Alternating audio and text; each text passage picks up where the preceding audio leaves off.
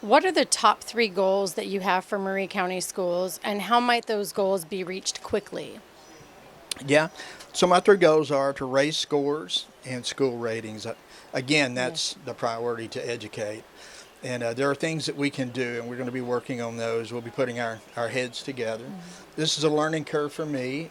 It'll be the first time that I've had any involvement in school board or school systems of that kind, those things. I have worked with the county commission, so I have some idea of what goes on, but it's a learning curve for me. It'll be a lot of education, a lot of reading, a lot of Right. study for me to be able to know how to do things I need to do and to function well in that position.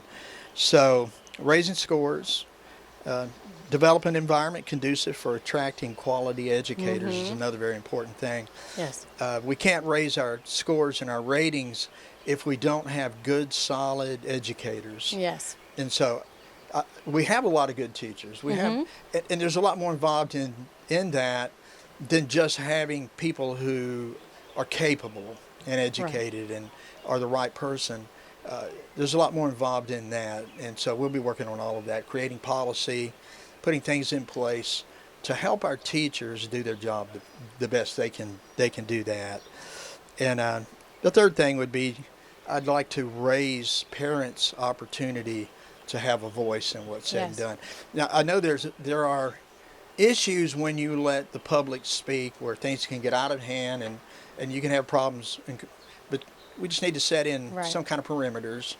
Right. But I believe parents need more opportunity to share their heart and their thoughts, and for that to be managed in a more proper way. I think parents would agree Yeah. that their voices deserve to be heard as well. So I appreciate that answer. I am Yeah. one of those Yeah. parents who've been to board meetings, and I spoke out on rezoning. A lot of us Yeah. did, Uh huh. go, and I think it's really important to keep the parents involved Yeah. and work together with them instead of against them. Right. So, When I was on the county commission, the individuals that came were given a certain amount of time that they could speak. I know with the school board, that time is much shorter. right. And, we can't give everybody the platform, but each person, each parent should have the opportunity to share their opinion, Yes.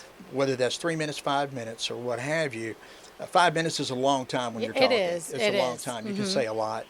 And so, but that's one thing that I really want to work on is creating an environment where parents are not intimidated to share what their thoughts are. They Right. feel like they can come to the board and not be looked down on, not be intimidated, Right. and not be treated as if they're insignificant, because they're not. Every Exactly. parent, regardless of their social position in the community, regardless of their influence or whatever, affluence, whatever, it matters not. They're equals. They're all important, and they all should be heard. They should have that opportunity to have their voice heard for their child.